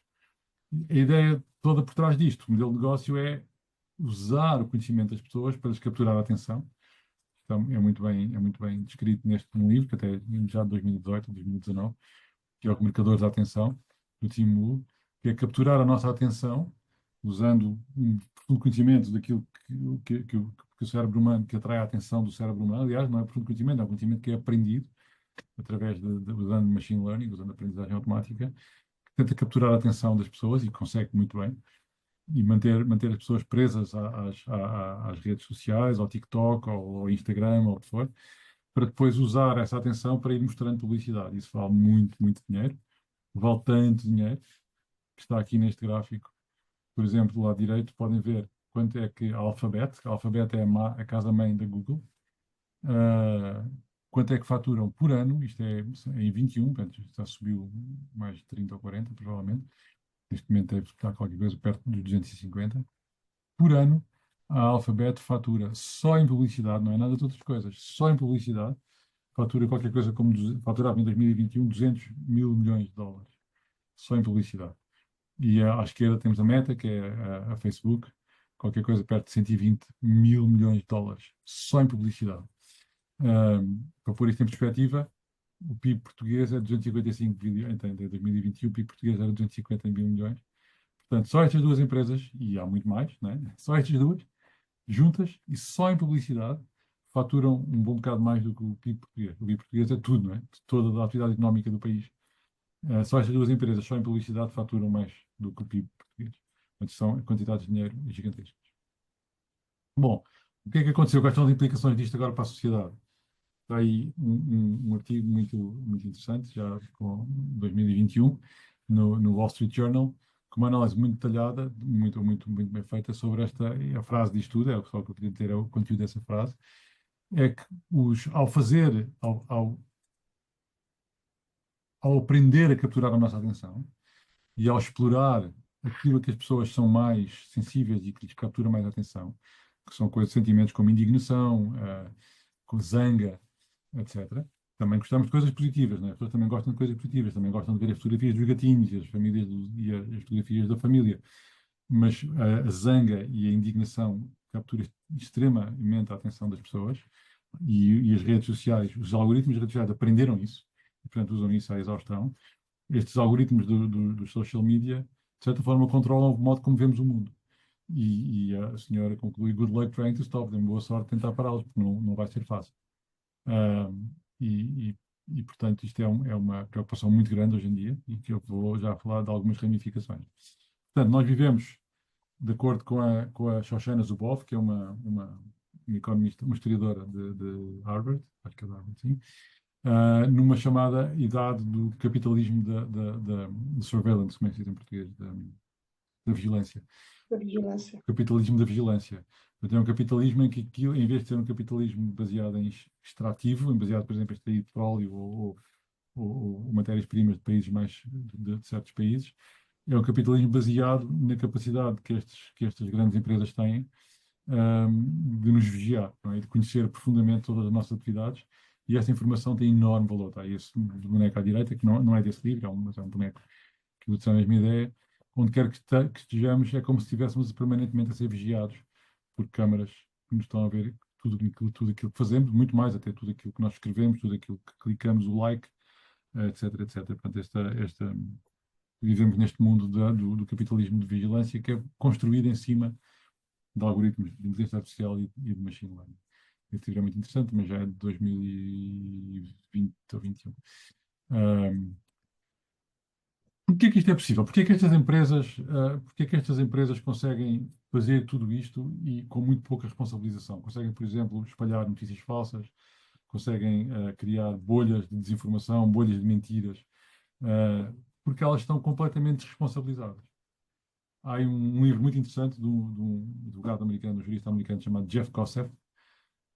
O livro chama-se As 26 Palavras que Criaram a Internet. E as 26 palavras que criaram a internet é esse bocadinho que está aqui entre as aspas, que eu vou ler em português. Portanto, há uma lei americana que é o Provision of the Communication Decency Act, que é a lei da decência nas comunicações, e há uma secção 230, a famosa Section 230, que diz isto: No provider or user, portanto, nenhum fornecedor ou utilizador de uma plataforma interativa de computadores poderá ser tratado como o publicador ou o falador, digamos assim, dessa informação fornecida por outra content provider. O que isto quer dizer, trocando em miúdos? Quer dizer, isenta a plataforma, o Facebook, por exemplo, ou o Twitter, ou o que for, ou o Instagram, não é responsável por nada do que lá apareça. São os utilizadores apenas que são responsabilizáveis. A plataforma não é responsabilizável e está aí protegida por essa Section 230. Por isso é que este senhor, e isto é um assunto muito conhecido, isto já foi muitas vezes alvo de processos judiciais complicados que chegaram ao Supremo Tribunal, mas nunca foi derrotado. Continua a valer esta ideia de que as plataformas não são responsáveis pelo que lá está. Só os utilizadores é que são. E isto isenta-os de qualquer responsabilidade, isso é 1996, isenta-os de qualquer responsabilidade, e foi isso que lhes permitiu explodir, não se preocupando com tudo aquilo que lá aparecia na internet e que influenciava o comportamento das pessoas. Isto, na altura, foi visto como uma coisa boa. Estamos em 1996, estas empresas estavam a nascer, eram pequeninas, não é? O Facebook era pequenino, as coisas eram todas pequeninas, e portanto era visto, é uma caricatura de um artigo sobre este assunto, que tem aqui a Section 230, tem aqui a ideia desta caricatura é o seguinte: há aqui uma vedação no jardim que protegia umas plantinhas que estavam a nascer, que eram estas novas plataformas de internet, nos anos 90, eram pequeninas, eram frágeis, não tinham muito dinheiro, e portanto se um Facebook nascente dos anos 90 tivesse, porque alguém lá tinha publicado uma coisa qualquer ofensiva, tivesse sido alvo do processo judicial e tivesse tido que pagar uma enorme indenização de milhões, teria morrido. Portanto, isto era visto como uma coisa boa, porque protegia estas empresas nascentes, tecnológicas, promissoras, etc. Só que hoje em dia, essas plantinhas nascentes dos anos 90 são uns monstros gigantescos. Por exemplo, o Facebook tem perto de 3 bilhões de utilizadores, 3 mil milhões de utilizadores. É o dobro da população da China, não é? Que é uma fração razoável, é mais de um terço da população do mundo. Ah, e o Instagram tem mais de 1 bilhão, o TikTok tem mais de 1 bilhão, etc, etc. Destas plantinhas que eram protegidas pela secção 230, por estas 26 palavras, hoje em dia já não precisavam de proteção nenhuma. Portanto, estas 26 palavras que as isentam de qualquer responsabilidade já estão completamente obsoletas e isto devia mudar. Só que neste momento estas empresas são tão poderosas e têm departamentos legais tão poderosos e têm tanto lobby, tanta influência no poder nos Estados Unidos, que isto nunca caiu. E no resto do mundo, o resto do mundo foi atrás e funciona mais ou menos da mesma maneira. Portanto, não há grande responsabilização. Houve aqui umas tentativas, por exemplo, no Brasil, ou o famoso caso do Twitter no Brasil, há uns meses, mas a coisa não funciona exatamente mais ou menos assim, ou funciona mais ou menos assim no mundo todo. Isto é uma página do Jornal de Hoje, do e-online, que eu por acaso vi e achei que vinha muito a propósito, que é precisamente isto, não é? Isto é sobre este problema, não é? Como os jovens hoje em dia são moldados pelas redes sociais, o título do artigo é influenciável, como os jovens são altamente influenciáveis por tudo aquilo que se passa nas redes sociais, pela maneira como eles veem o mundo, também tem a ver com o outro artigo que eu referi antes, pelo facto de eles verem o mundo através desta lente, que é uma lente altamente distorcida e altamente influenciada pelos algoritmos que querem essencialmente mantê-los presos para que isso é que vale dinheiro. E, portanto, não, as redes sociais, etc., os Facebooks, os TikToks, etc., não estão a fazer isto por mal, de forma propositada, é apenas um efeito colateral dos seus algoritmos, cujo objetivo é apenas o lucro, é ter as pessoas o maior tempo possível lá, porque quanto mais tempo tiverem, mais conseguem vender o seu tempo para a publicidade, mas cria todos estes efeitos imprevistos, negativos para a sociedade, como vimos agora há pouco tempo, está neste novo, esta série do Adolescent, sobre aquele adolescente que matou uma rapariga, e há muitos casos. Portanto, achei que vinha muito a propósito, isso é de hoje mesmo, portanto, é fresquíssimo, terça-feira, 8 de Abril, é de ontem, não é de hoje, é de ontem. E, portanto, isto é um dos impactos das redes sociais aqui. Temos aqui agora, muito recentemente, não é? Antes das eleições americanas, isto são notícias de há uns meses atrás, não muitos, portanto, aliás, o da direita já é depois das eleições americanas. Essas aí são duas notícias acerca de como o X e o Elon Musk são alvo de investigações na Europa e possíveis casos judiciais por tentativas de influenciar política na Europa, baseada em utilização das redes sociais. Portanto, as redes sociais, no caso, eu disse há bocadinho que as redes sociais não fazem isto de forma propositada por mal, fazem basicamente porque estão à procura de lucro. No caso do X, foi claro e nada escondido que o Elon Musk usou todo o poder de influência que a plataforma tem para influenciar as eleições americanas. E com o efeito que nós conhecemos. Então, são duas notícias sobre este assunto. Aqui, depois, logo, um pouquinho mais tarde, já este ano, a Facebook até tinha digamos, um sistema razoavelmente sofisticado do chamado fact-checking, para verificar se aquilo que as pessoas punham era pelo menos verdadeiro, se não havia mentiras muito graves. Tem os famosos fact-checkers. O Mark Zuckerberg, o CEO da Facebook, disse que eles iam deixar de fazer fact-checking, mas obviamente, está aqui uma análise, este fact-checking é ostensivamente um movimento, uma jogada política, não é? Para agradar à nova administração americana, que é contra este tipo de coisas e que acha que as pessoas podem dizer aquilo que quiserem, desde que lhes agrade. Isto depois ficou muito visível, esta proximidade destas grandes plataformas ao poder ficou muito visível na tomada de posse do presidente americano. Está aí o Mark Zuckerberg, que é o CEO da Meta, está o CEO da Amazon, da Google e o famoso Elon Musk à direita, todos muito juntos, muito próximos do poder. Portanto, há toda esta promiscuidade entre estas plataformas que se foram construídas com base em inteligência artificial e que apostaram muito em inteligência artificial e em machine learning e que neste momento têm esta influência enorme no mundo. Embora pode ser que as coisas vá sair furada por causa das taxas, mas vamos ver. Esta década, vamos agora, já falta muito, no que aconteceu nesta década mais notável foi o aparecimento dos grandes modelos de linguagem, Large Language Models. Portanto, famoso hoje em dia, estamos aqui à direita o ChatGPT, temos aqui o ChatGPT, o GPT-4, as várias variantes do ChatGPT, o Gemini da Google, todos estes modelos. Isto é uma coisa muito recente. Os primeiros modelos apareceram em 2019, 2020. Isto avançou a uma velocidade estonteante. Não é? Hoje em dia temos modelos extremamente sofisticados, como o ChatGPT mais avançados. Os grandes modelos de linguagem, também os modelos que sintetizam imagens, etc. Portanto, foi o salto tecnológico dos últimos 5 anos, foram os grandes modelos de linguagem e os chatbots. Que hoje em dia até aquilo, quando as pessoas dizem IA, inteligência artificial, é a primeira coisa que vem à cabeça são estes modelos, embora o IA, como vimos, tem uma história longa e tem muitas outras áreas de aplicação. Hoje em dia estes modelos têm muitas áreas de aplicação e são usados em muitas coisas, nomeadamente desde para escrever código de computador, para fazer automação de vendas, para fazer criação de conteúdos, para fazer assistentes virtuais, para tradução. Então, há muitas aplicações, estão a ser usadas em muitas áreas. E num estudo do ano passado do Fundo Monetário Internacional, prevê que estas ferramentas vão afetar cerca de 40% dos empregos no mundo. E, portanto, isto está, obviamente, põe uma ameaça à sociedade de muitos pontos de vista, mas este é mais um. É que isto vai mudar muito o panorama da empregabilidade, quais são quais são os trabalhos que são relevantes e que podem ou não ser feitos por sistemas de inteligência artificial, e portanto isso vai ter um impacto muito grande na sociedade nos próximos anos. Estes sistemas têm capacidades emergentes, não é? Então, os modelos maiores são capazes de fazer, nós provavelmente já experimentaram, estabelecer um diálogo com um destes sistemas. Ele parece claramente que é inteligente e consegue responder a perguntas e responder a coisas de vários assuntos. Tem conhecimento muito geral, consegue sumarizar, consegue fazer muitas coisas diferentes.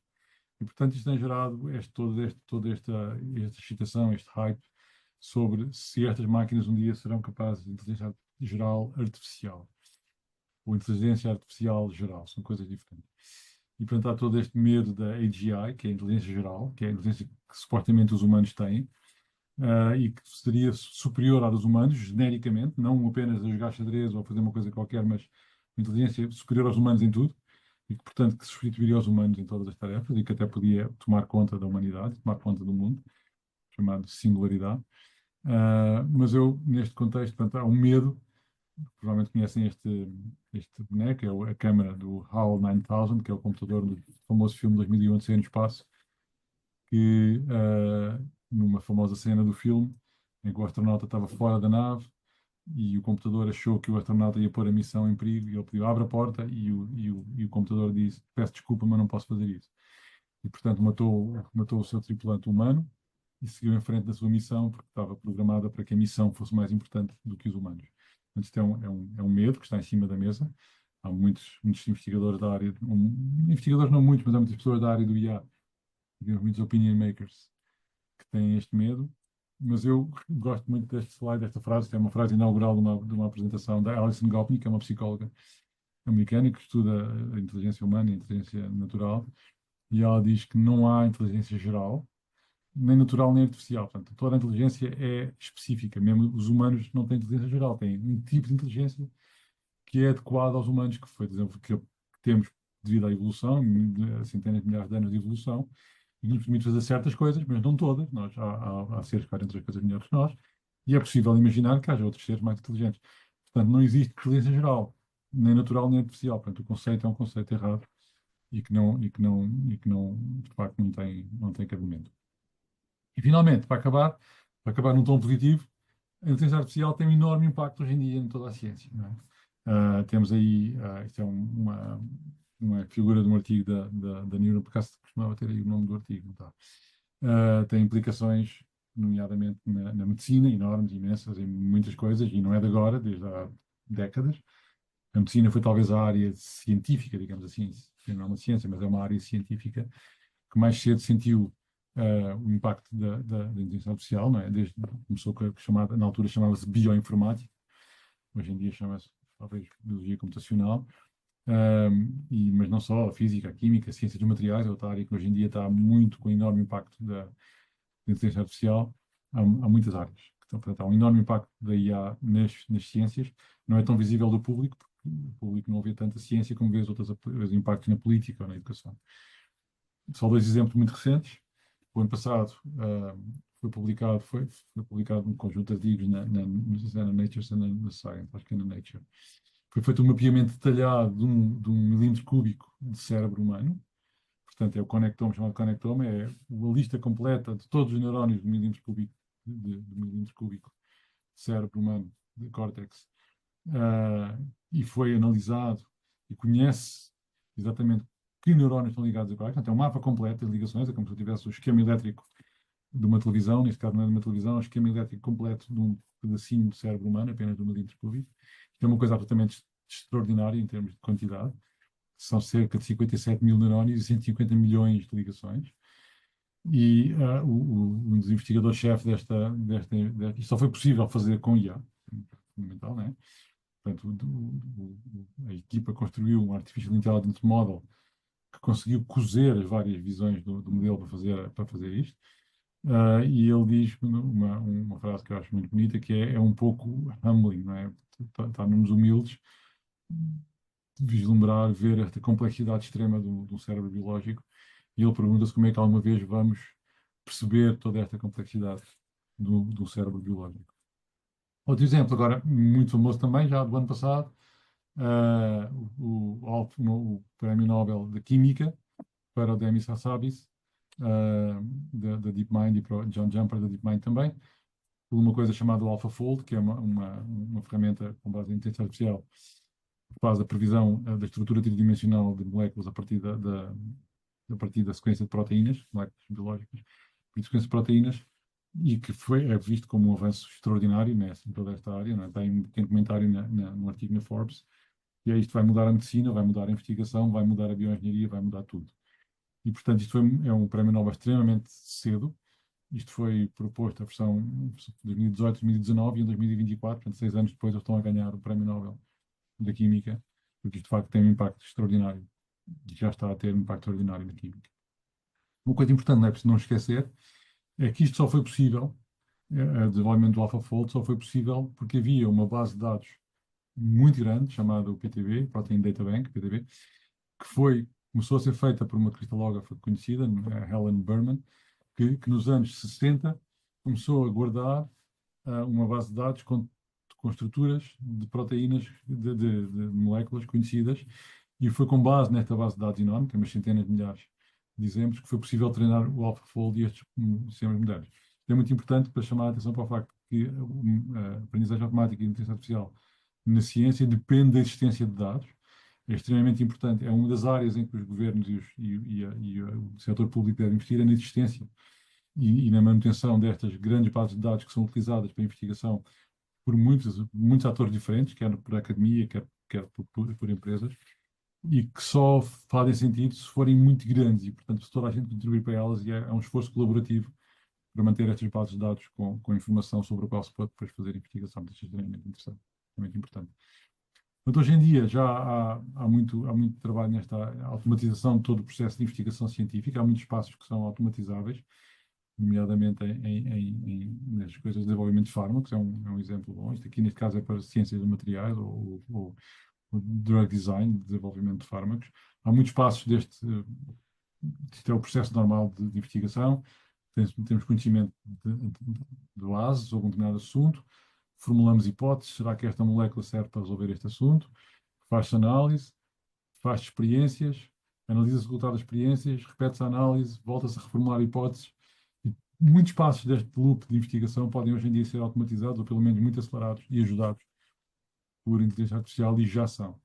E, por exemplo, em 2023, foi publicado o primeiro antibiótico em mais de 60 anos, eu não sou especialista da área, mas segundo o artigo diz, há 60 anos que não era descoberta uma família nova, totalmente nova de antibióticos. É muito importante por causa das infecções multiresistentes, e foi descoberta com base numa estrutura destas, em um sistema de investigação e desenvolvimento de fármacos, ajudada por inteligência artificial. Isto tem um enorme impacto nestas áreas. São todas coisas positivas. Eu vou saltar este slide. Não tem, né? Portanto, para concluir, para responder à pergunta inicial, se devemos temer as máquinas no mundo de hoje, com todo este impacto negativo, eu acho que não.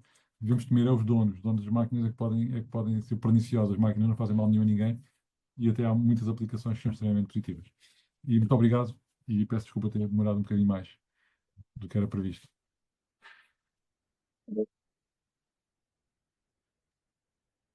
Professor Figueiredo, muito obrigada por esta sua magnífica lição, que nos mostra, na realidade, como estamos perante um admirável mundo novo com capacidades extraordinárias. Eu peço-lhe desculpa, não o apresentei de início propositadamente, porque acho que ia roubar algum tempo, porque as pessoas depois começam a sair um bocadinho mais tarde, ia roubar tempo para que continuasse a dar-nos esta impressionante informação que nos trouxe, e porque o professor Figueiredo é subejamente conhecido e encontra-se o seu vastíssimo currículo e a sua, digamos, o seu empenho e trabalho exaustivo e de grande valor na área, e, portanto, poderemos facilmente encontrá-lo, inclusive na internet e por aí fora. E também porque já nos tem feito ou dado o prazer e o privilégio de o ouvir noutras circunstâncias, e hoje, na realidade, trouxe-nos esta magnífica informação que nos põe perante todas as capacidades, tudo aquilo que nós podemos beneficiar a todos os níveis destas tecnologias, de tudo aquilo que, inclusive, mais recentemente, mas que não é tão recente quanto isso, mas que tomamos conta e conhecimento da inteligência artificial. Mas, na realidade, e não devemos temer, como a pessoa diz, o homem é que é o fazedor da desgraça, digamos assim, quando estas tecnologias e as máquinas trabalham para nós e depois as interpretam de maneira errónea. Mas, de qualquer maneira, nós podemos ter um problema de criação de maiores desigualdades entre aqueles que têm acesso e que podem, de uma maneira criteriosa, utilizar e usar estas tecnologias e aqueles que não têm. Isto e também outros problemas, como o professor falou, os problemas sociais, que inclusive é a aplicação deste, como eu costumo chamar e gosto de chamar admirável, mundo novo, destas tecnologias, nos permitem. Um, Existem alguns estudos ou alguma percepção de como, digamos, nos países mais industrializados podemos facilmente prever que pode haver, pode ter que haver adaptação, pode ter que haver conversão dos empregados nos diferentes níveis, mas nos países que não tenham acesso, como é que o professor vê possam vir a beneficiar, têm menor acesso, não digo que não tenham, possam vir a beneficiar de um acesso mais amplo de todas estas tecnologias e da consciencialização dos cuidados que temos que ter perante os potenciais perigos da má utilização destas tecnologias. Pois, é uma pergunta difícil. Uh, Obviamente, estas tecnologias mais, estou agora a pensar nas coisas mais recentes, nos modelos de linguagem, nesta IA mais recente, mais sofisticada, digamos, mais próxima de aspectos cognitivos e de aspectos de tarefas cognitivamente sofisticadas. Obviamente, nos países mais avançados, que têm uma incorporação maior de tarefas, que têm um nível de especialização mais avançado, que têm mais serviços, por exemplo, são mais afetados por este tipo de tecnologias, não é? Um país mais industrial, por exemplo, que ainda tenha uma parte muito grande da sua economia ainda é baseada em coisas que são feitas à mão, em fábricas, em pessoas, como temos agora na China ou no Vietnã ou nesses países assim, isto tem menos impacto porque essas pessoas ainda são menos substituíveis por este tipo de coisas. É claro que são substituíveis por outro tipo de coisas, como automatização da indústria, robôs, etc, mas isso anda muito mais devagarinho. Sempre se pensou durante muito tempo que as pessoas tinham os trabalhos mais sofisticados, sei lá, advogados, seriam aqueles que estariam mais protegidos, ou programadores, seriam aqueles que estariam mais protegidos de uma possível substituição, mas com o aparecimento destes modelos verificou-se que não é bem assim. Há muitos trabalhos rotineiros de pessoas que têm tarefas com conteúdo cognitivo, que são relativamente fáceis de substituir, e outros que são de caráter mais físico e que, portanto, eram assim um pouco mais, estão mais abaixo na escala, por exemplo, na escala salarial, são muito difíceis de substituir. Um exemplo muito que ainda há pouco tempo me disseram, uma pessoa de uma empresa, me disse que tinha acabado, usava uma empresa, subcontratava uma outra empresa, uma empresa de comunicação social, para fazer comunicados de imprensa, press releases sobre novos produtos, por exemplo. Um press release sobre um produto é muito frequente a empresa querer 5 versões. Tem uma versão só com parágrafo, que é só para aquelas noticiazinhas curtas, uma versão com 2 parágrafos, uma versão com uma página inteira, uma versão grande, com todos os detalhes para mandar para os jornais. 3 ou 4 ou 5 versões. Depois quer a mesma coisa em francês e em inglês, foi uma empresa que exporta. E isso era subcontratado em empresas de comunicação social, ou numa empresa muito grande, há uma pessoa em casa, em house, um funcionário que é o encarregado de fazer os press releases. Isso hoje em dia, como ferramenta tipo ChatGPT, faz num minuto. Não é? Eu digo, a informação é esta, quero um comunicado sobre isto, com esta informação e quero uma versão com parágrafo, uma com 2 parágrafos, uma com 5 parágrafos, uma com 3 páginas, e quero uma versão em inglês, uma em português e uma em francês. Aquilo fica feito, é só ler a ver se está tudo certo, é só uma vez, geralmente está mais ou menos certo, é só talvez corrigir uma ou outra coisa, e já não é preciso pedir a ninguém para fazer. Portanto, as pessoas que fazem esse tipo de trabalho rotineiro, de escrita, que não é bem escrita criativa, mas é uma escrita que requer um pouco de saber escrever bem, minimamente, essas pessoas hoje em dia são muito dispensáveis. Outra área em que neste momento os sistemas automáticos funcionam extremamente bem, se não for uma coisa muito sofisticada, não é? Para coisas mais ou menos do dia a dia, é a tradução. Traduzir hoje em dia é um problema também relativamente resolvido. É claro que não é tradução literária. Tradução literária é uma coisa mais sofisticada. Mas traduzir, pegar num website de uma loja e agora fazer versões em várias línguas, traduzir aqui este texto para várias línguas para ver se está bem traduzido, é um instantinho e está feito e fica geralmente feito com muito boa qualidade. Então, uma série de tarefas que há 10 anos eu pensaria que seriam inatingíveis, automaticamente hoje em dia são. Aquelas tarefas que estão mais abaixo, na escala salarial, eu já ouvi, acho que foi no Financial Times, ou no Economist, não sei, havia uma lista das empresas, dos empregos menos substituíveis e mais substituíveis. O menos substituível de todos, que eles referiam, eram coisas tipo massagista, cabeleireiro, e barbeiro. Porque garantidamente eu não vou pôr a minha cabeça num robô com tesouras. Quero alguém. E também há o aspecto de envolvimento humano, não é? Quando vou cortar o cabelo, uma parte do gosto é estar ali meia hora a conversar com o senhor, não é? Se fosse sobre futebol, ou sobre a política, ou sobre o que for. Portanto, essas coisas têm envolvimento humano. Essas, para já, não vamos ser substituídos. Vou ter a massagista também. A massagista é muito. Não vislumbro que venham a ser substituídos tão cedo por máquinas.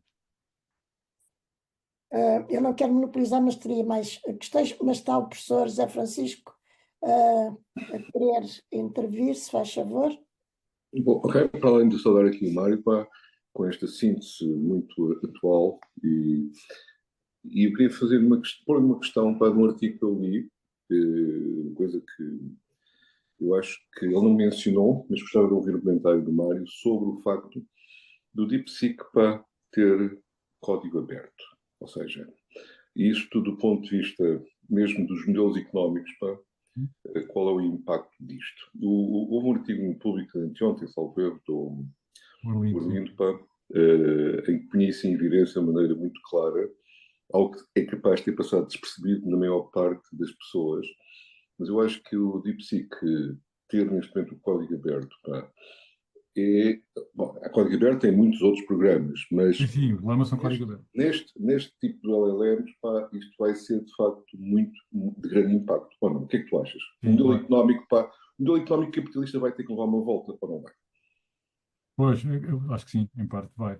Ahm, sim. Bem, do DeepSeek, relativamente ao DeepSeek, o principal impacto do DeepSeek não é ser aberto, tive outros modelos abertos. Aliás, na sexta-feira passada, hoje é terça, hoje é quarta, sexta-feira passada a Meta disponibilizou uma coleção de modelos que eles chamam Lama, que os modelos deles chamam-se Lama, Lama como um animal, né? Um animal da América do Sul, eles chamam de Lama Herd, que é a manada dos lamas, que são vários modelos de vários tamanhos, que também são código aberto e que são mais poderosos que o DeepSeek.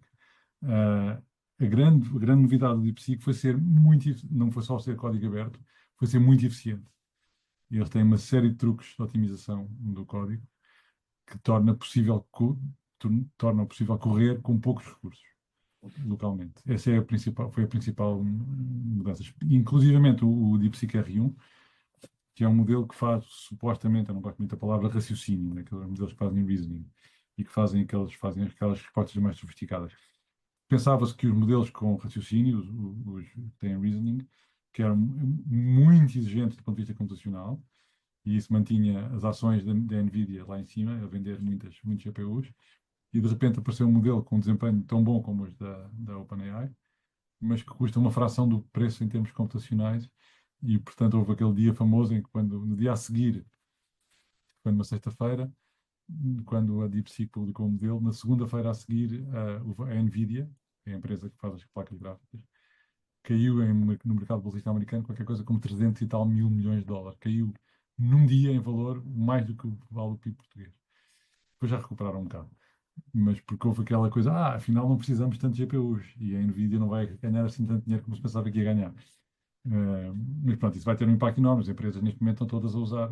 Acho que há um artigo no Economist hoje ou ontem, sobre a disseminação dos modelos tipo DeepSeek nas empresas. Sim, isso vai ter um impacto muito grande. O modelo económico, o Bill Gates, por exemplo, anda há muito tempo a dizer, ele usa o termo robôs, mas aqui aplicar-se a estes temas. O Bill Gates diz que os robôs deviam pagar impostos. Sempre que eu substituo um funcionário, um trabalhador humano numa empresa por um robô, o robô devia pagar imposto, como paga o empregado. Porque a empresa não é pelo facto de ser toda automática e ter lá coisas a trabalhar que não tem que pagar os impostos que sustentem as pessoas. Não é? O imposto é uma forma de distribuição de riqueza que garante o funcionamento da sociedade. E, portanto, os robôs, as empresas deviam ser taxadas em função também do número de robôs e da automação que têm. Mas isso é uma decisão política que eu desconfio que não vai acontecer. Seria uma reorganização total, não? Sim, então. Professora Helena Santos, faz favor. Eu queria agradecer também esta palestra ou esta aula tão interessante ao longo do desenvolvimento da inteligência artificial, deste campo maravilhoso e ao mesmo tempo assustador. Ainda bem que terminou com uma nota positiva, porque de facto muitas das aplicações acho que são muito ameaçadoras e assustadoras. Eu gostava de ouvir a sua opinião sobre a possibilidade destas máquinas ou robôs ou o que quer que seja terem consciência da sua própria existência e principalmente por eventualmente poderem autorreplicar-se. E a mim assusta-me principalmente, eu não percebo porque é que hão de fazer robôs com aspecto humanoide. Acho que é completamente ridículo. Portanto, serem criados à imagem dos humanos, portanto, claro que a inteligência artificial é muito útil na ciência, etc., tem aplicações fantásticas, mas realmente noutras aplicações acho que era completamente desnecessário. O que é que pensa sobre isto? Realmente as máquinas poderão vir a ter consciência da sua própria existência? Excelentes perguntas.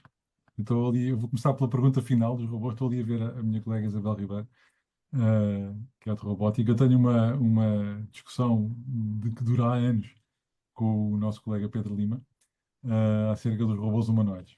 A minha posição é a mesma que a sua. Eu acho que não vale a pena os robôs serem humanoides.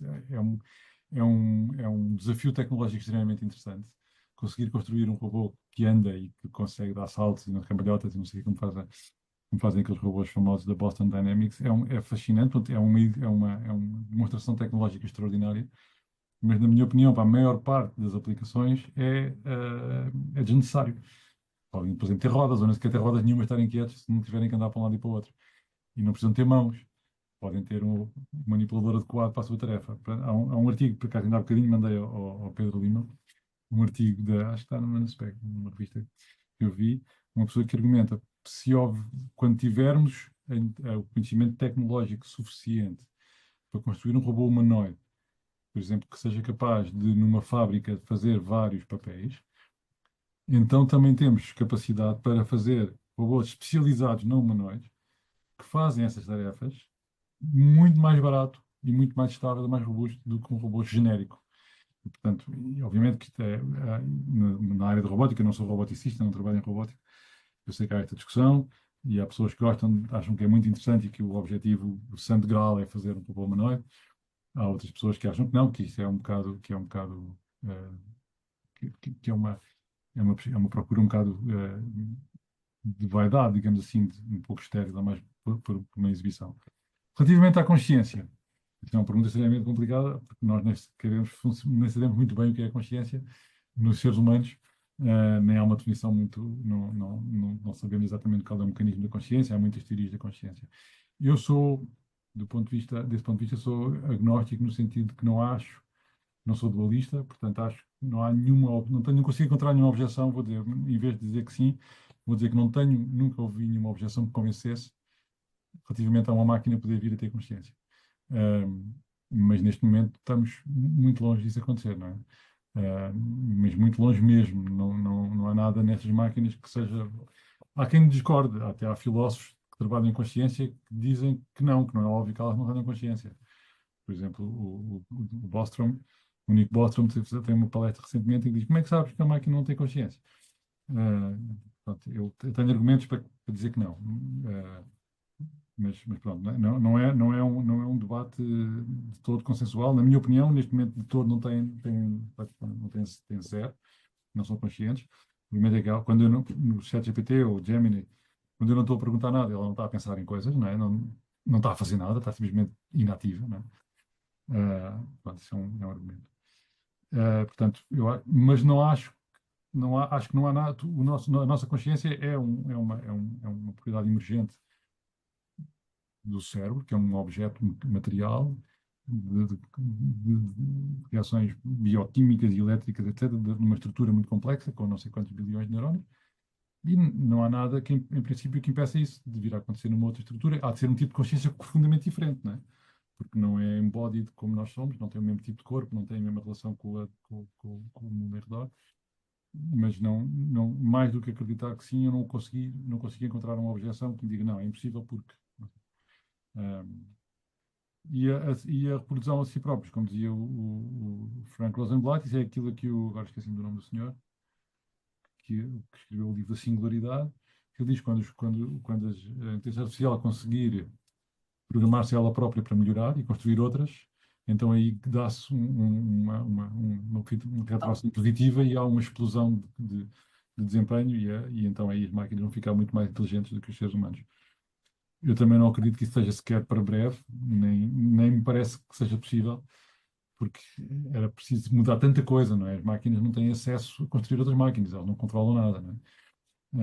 E, portanto, não estou a ver isso acontecer nas próximas décadas. Obrigada. Posso só usar mais um minuto, que é o seguinte: como é que todos estes grandes cientistas que chegaram até aqui pensam sobre o que é que será, o que é que eles próprios pensam do futuro de tudo aquilo que construíram e do que foram capazes de Não, diferentes coisas, não é? desenvolver até hoje? Diferentes coisas. O mais vocal disto tudo tem sido o Geoffrey Hinton, o tal que ganhou o prémio Nobel ano passado, Exato. que trabalhava para a Google, saiu da Google para poder dizer mal de tudo. E ele é um dos que está muito preocupado. Ele acha que a IA vai ser muito inteligente e vai dominar o mundo. Ele está extremamente preocupado. Mas eu não partilho da opinião dele. Outros muito famosos, também que eu referi, o Ian LeCun, que é o Chief AI, é o chefe da parte de IA da Meta, portanto, do Facebook, etc., que é o Ian LeCun, que é também um investigador extremamente famoso na área, famosíssimo, um Turing Award winner, etc. Ele é completamente do outro lado. Ele diz que com estas máquinas não há hipótese nenhuma delas virem a de terem qualquer tipo de generalidade na sua inteligência, porque são máquinas só baseadas em previsão do que vem a seguir, portanto não têm planeamento, não têm intenções, não têm agência, e portanto não há que temer nada. Portanto, há aqui dois extremos. E há toda uma gama no meio. Eu falo que as pessoas que trabalham nesta área, as pessoas que fazem investigação em machine learning no dia a dia, que eu vejo nas conferências, etc., nos projetos, ninguém está muito preocupado com isto. Estão preocupados com outros aspectos, com o impacto social no desemprego, esse tipo de coisas, sim. Agora, com o facto da possibilidade das máquinas serem mais inteligentes e que irem dominar o mundo, eu não conheço pessoalmente, a não ser Jeffrey. Aliás, nós em Portugal já temos robôs a fazer limpeza em áreas comerciais, não é? Sim, sim, Supermercados. sim. Sim, Na e nas casas das pessoas há um Roomba já há muitos anos. sim, sim, sim, mas aqui, a semana passada, acho que a semana passada ou o mês passado, claramente, em vez de se encontrar a senhora ou a pessoa que andava ali com o carrinho a limpar, encontra-se A o cara ainda não é. robô a limpar, de maneira que isto mostra, de facto, quão estamos a depender. Nesta revista da Associação do I3S, que a Isabel conhece bem, que é a Aspecto, este mês, ou no último número, acho que é neste mês, saiu um artigo muito interessante sobre a automatização com robôs de criação de vacas na Holanda, uma vacaria muito grande, com 1000 vacas, não sei quantas. Quase não tem pessoas, tem os robôs que fazem tudo, limpam, fazem a Põe ordenha aí a ração e mais não sei cozinhas, o que. põem a ração, coçam as vacas gostam muito de coçar, tem os robôs com umas escovas, coçam as vacas, encostam-se e são coçadas. E a empresa então é muito interessante porque a empresa, uma das coisas que está no contrato, quando a empresa que fornece esse equipamento, é uma empresa que fornece isso a vários agricultores que têm vacas, não há muitos ainda, só funciona em vacarias grandes, têm no contrato a obrigatoriedade de uma série de características do funcionamento da vacaria que tem a ver com o bem-estar animal. Por exemplo, as vacas, eles só fornecem aquele equipamento se o dono se comprometer a usar um tipo de ordenha que é a ordenha voluntária, que é as vacas vão ser ordenhadas quando querem, elas sabem onde é que é o posto de ordenha e elas vão lá quando sentem necessidade. E isso é sabido, há experiências que mostram que isso lhes dá melhor bem-estar, elas têm menos níveis de stress mais baixos, porque quando são ordenhadas quando querem, não aquela clássica que é de manhã e à noite, sempre todas em fila, elas vão quando querem portanto, é uma empresa que tem esta preocupação do bem-estar animal em conjunto com a automação. Isso é na Europa ou... Na Europa, na Holanda. sim, sim, sim. É uma Bom, empresa holandesa, é uma fantástico, empresa holandesa. fantástico. Bom, professor Mário Figueiredo, eu não sei se há mais alguém que queira ainda abusar um pouquinho do seu tempo. Parece-me que não. Eu então agradecer-lhe mais uma vez ter estado connosco e trazermos esta informação tão importante e tão interessante. E as potencialidades que temos à nossa frente com a sua utilização. Eu avisava que nós paramos agora aqui as nossas sessões e voltaremos, por motivos de reagendamento, voltaremos em setembro com novos ciclos que estavam programados, mas que como teve que haver uma paragem, agora voltaremos só em setembro. Portanto, venham de novo, porque de facto os nossos maiores, como hoje o professor Mário Figueiredo trouxe-nos uma informação importantíssima e que a todos nós ajuda a perceber o mundo em que estamos e que eu gosto imenso de dizer que é um novo mundo admirável com tantas potencialidades e que nos alerta também para aquilo que temos que ter cuidado e atenção, não é de ânimo leve que nos deixamos ir por tudo, mas temos que ter este conhecimento que tão generosamente os nossos maiores cientistas da área nos trazem e partilham connosco. Muito obrigada, professor Mário Figueiredo. Obrigado. E obrigada a todos. Um gosto. E até à uma próxima, em setembro, depois de um verão bem passado. Obrigado. Obrigada. Adeus, boa tarde a todos. Adeus, boa tarde.